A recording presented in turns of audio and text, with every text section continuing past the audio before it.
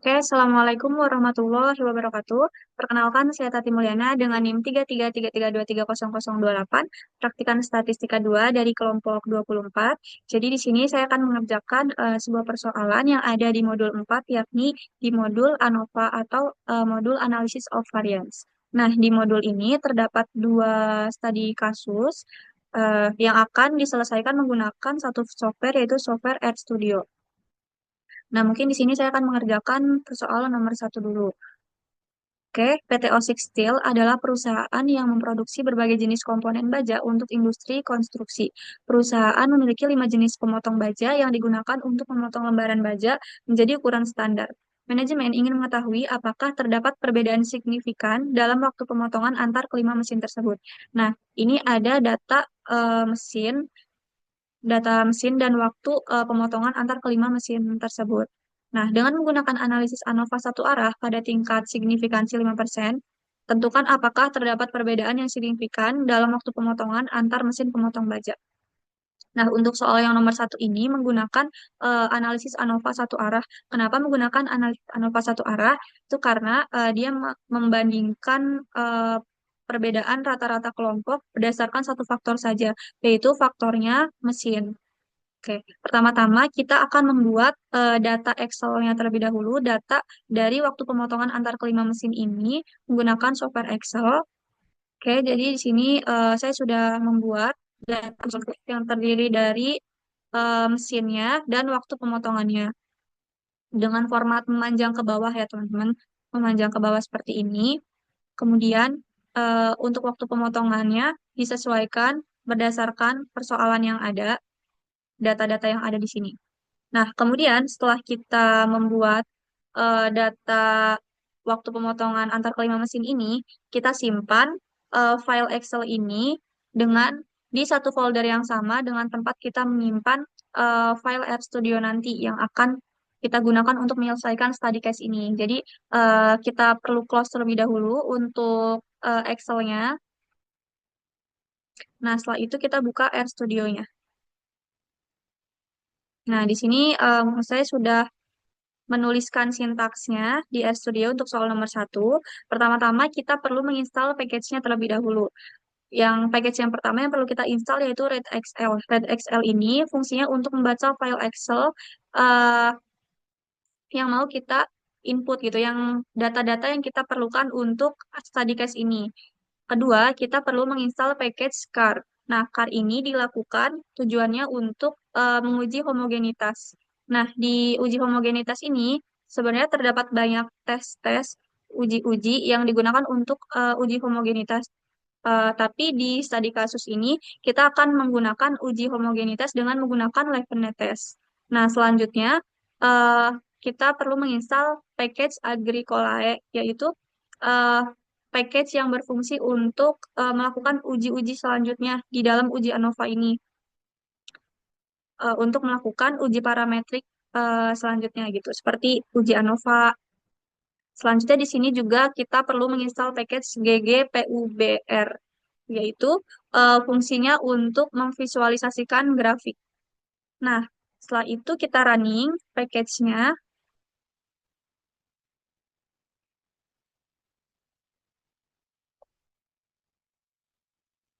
Runningnya satu-satu biar nggak error, menghindari error.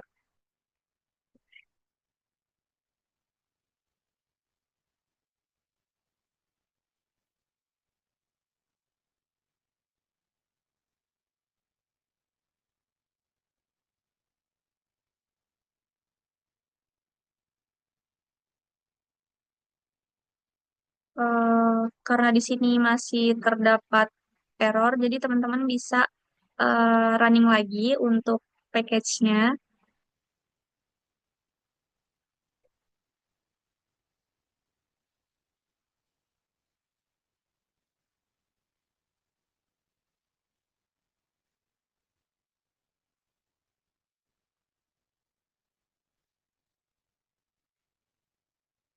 Tapi sebelum itu, teman-teman kalau misalkan udah di running, teman-teman bisa cek di bagian package sini, dan cari package RedXL, CAR, Agricolae, GGPUBR, apakah ada atau tidak. Kalau misalkan udah ada, berarti itu package-nya sudah terinstall. Nah, karena di sini dari keempat package itu sudah ada semua di package ini, jadi artinya package yang tadi kita install sudah berhasil kita install. Nah, selanjutnya setelah kita install package-nya, kita perlu mengaktifkan package-nya dengan menggunakan syntax library, kemudian masukkan package-nya, nama package-nya yang akan diaktifkan. Setelah itu kita running.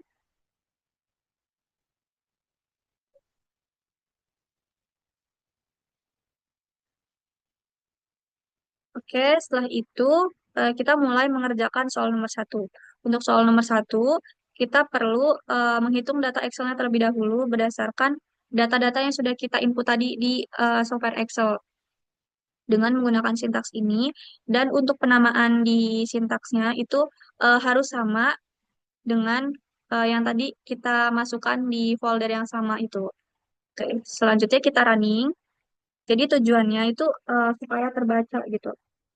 Biar data-data yang ada di Excel itu terbaca oleh Syntax RStudio ini yang berisi data-data yang diperlukan tadi, data waktu pemotongan antar kelima mesin tadi. Oke, setelah kita menghitung data Excel-nya, kita perlu mendefinisikan faktor dan variabel independennya. Nah, di sini variabel faktornya itu ada mesin, S factor, dan ada waktu pemotongan sebagai variabel terikatnya atau variabel yang dipengaruhinya. Dan di sini di sintaksnya kita menuliskan S numerik karena dia berisi angka-angka. Oke, selanjutnya kita running. Oke, setelah itu, jadi kan tujuan kita ini untuk menguji ANOVA satu arah. Nah, untuk menguji ANOVA itu, kita eh, memerlukan prasyarat bahwa data-data ini tuh harus diuji menggunakan uji homogenitas dan uji normalitas. Tujuannya untuk memperoleh hasil data yang valid, hasil data yang valid gitu, dan terbukti kebenarannya. Oke, selanjutnya eh, kita melakukan uji homogenitas dengan menggunakan Leibniz test. Nah, jika nilai p-value-nya lebih besar dari 0,05, maka asumsi homogen ragam datanya terpenuhi. Itu artinya H0-nya diterima dan datanya sudah homogen gitu. Asumsi homogenitasnya itu udah sama. Oke, selanjutnya kita running.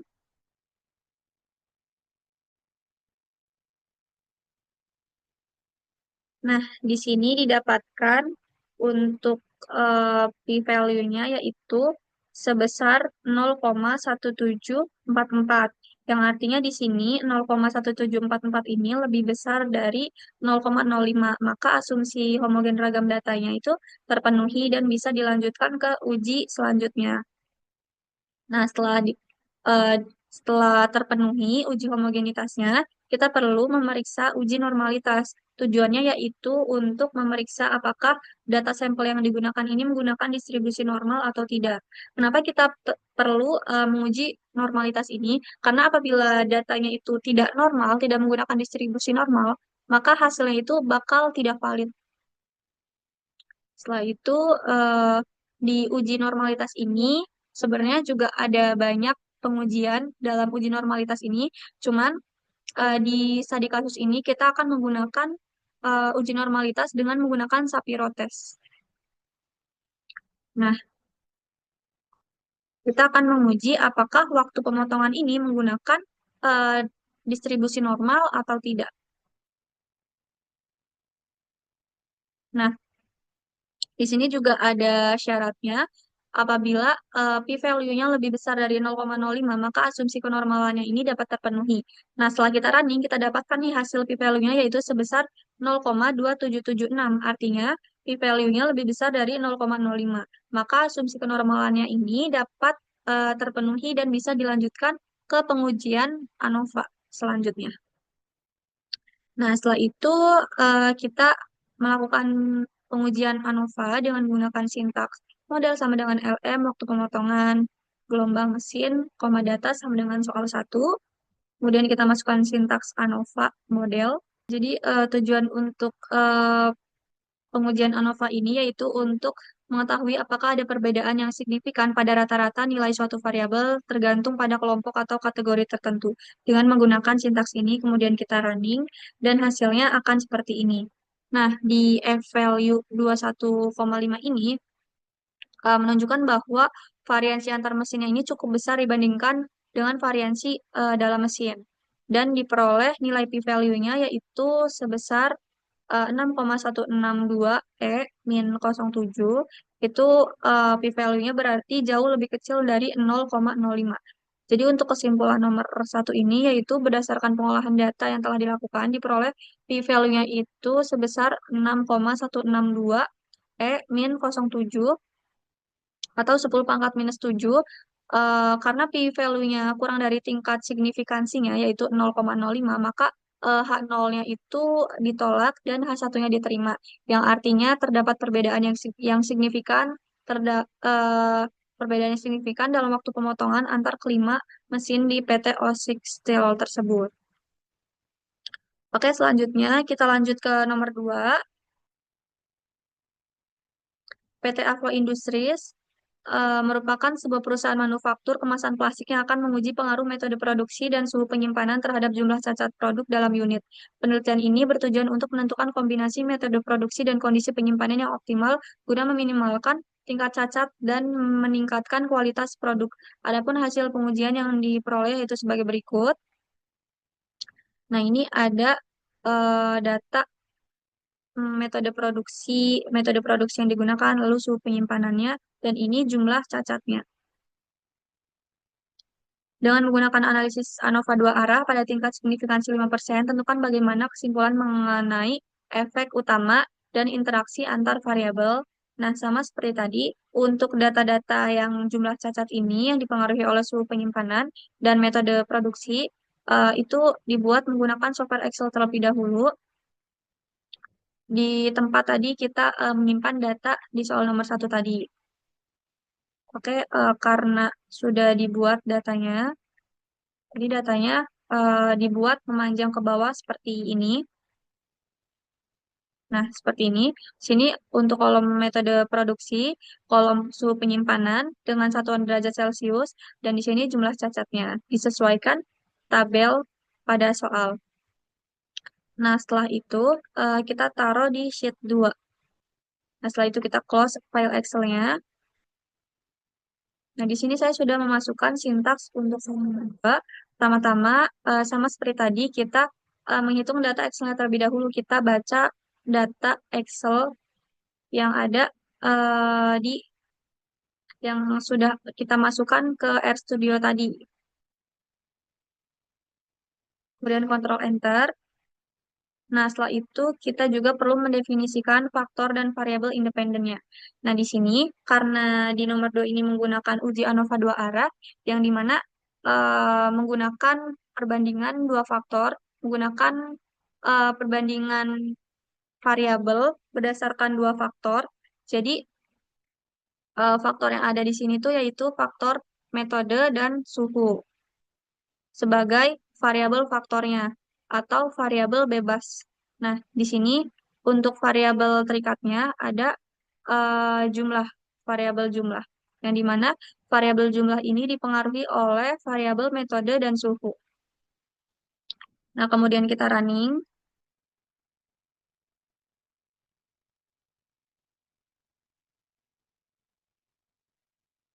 Setelah kita running, sama seperti tadi, kita perlu melakukan pengujian homogenitas dan uji normalitas untuk melakukan uji ANOVA. Nah, pertama-tama kita akan menguji homogenitas data dengan menggunakan pengujian liveness test.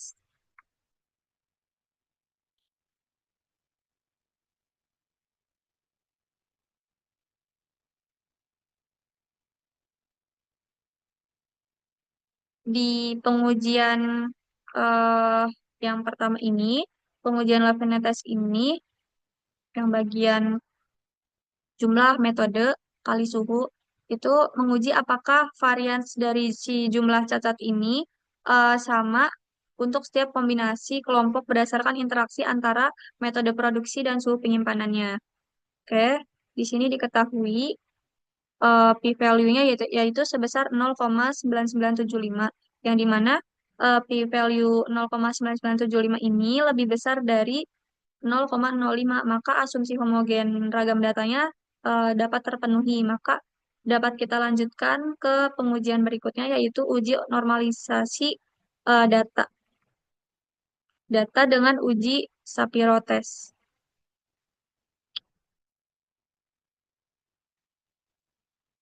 Nah, di sini kita akan menguji nih, apakah si jumlah cacat ini sebagai variabel terikat menggunakan distribusi normal atau tidak.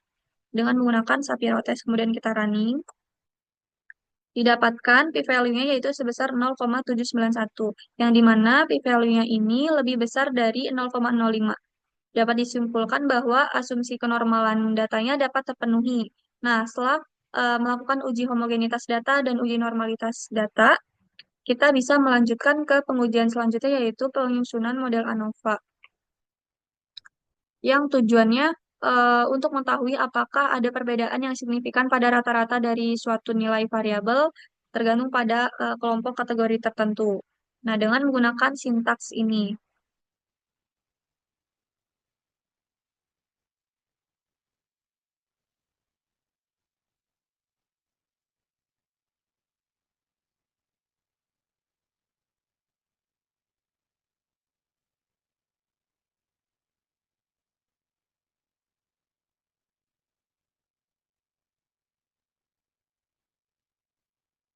Setelah itu kita running.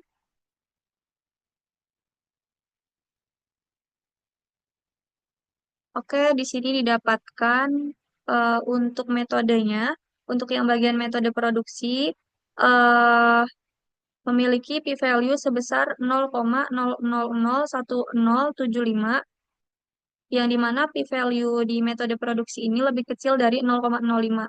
Artinya berpengaruh secara signifikan. Untuk suhu penyimpanan p-value-nya yaitu sebesar 0,00800497, yang dimana p-value ini lebih kecil dari 0,05, dan dapat disimpulkan bahwa suhu ini, suhu penyimpanan ini berpengaruh signifikan terhadap jumlah cacat. Nah, kemudian di sini ada interaksi antara metode dan suhu menghasilkan p-value sebesar 0,92011112, yang dimana p-value ini lebih besar dari 0,05, dan dapat disimpulkan bahwa interaksi antara metode dan suhu ini tidak berpengaruh secara signifikan terhadap jumlah cacat. Oke, jadi untuk kesimpulan keseluruhannya, yang pertama berdasarkan pengujian hipotesis yang pertama, diperoleh nilai p-value sebesar 0,00010075, karena p-value-nya lebih kecil dari nilai signifikansinya yaitu 0,05, maka H0-nya itu ditolak dan H1-nya diterima, yang artinya metode produksinya ini berpengaruh terhadap jumlah cacat produk. Jadi untuk yang kedua, itu berdasarkan pengujian hipotesis yang kedua, diperoleh nilai p-value-nya sebesar 0,00800497. Nah, karena p-value-nya lebih kecil dari nilai signifikansinya yaitu 0,05, maka H0-nya ditolak dan H1-nya diterima, yang artinya suhu penyimpanan ini berpengaruh terhadap jumlah cacat produk. Dan yang terakhir yaitu berdasarkan pengujian hipotesis yang ketiga ini, interaksi antara metode dan suhu, diperoleh p-value-nya sebesar 0,92011112, yang dimana p-value ini lebih besar dari nilai signifikansi 0,05. Maka H1-nya maka H0-nya diterima dan H1-nya ditolak. Artinya, tidak terdapat interaksi yang signifikan antara metode produksi dan suhu penyimpanan terhadap jumlah cacat produk. Mungkin itu saja yang dapat saya sampaikan. Kurang lebihnya mohon maaf. Wassalamualaikum warahmatullahi wabarakatuh.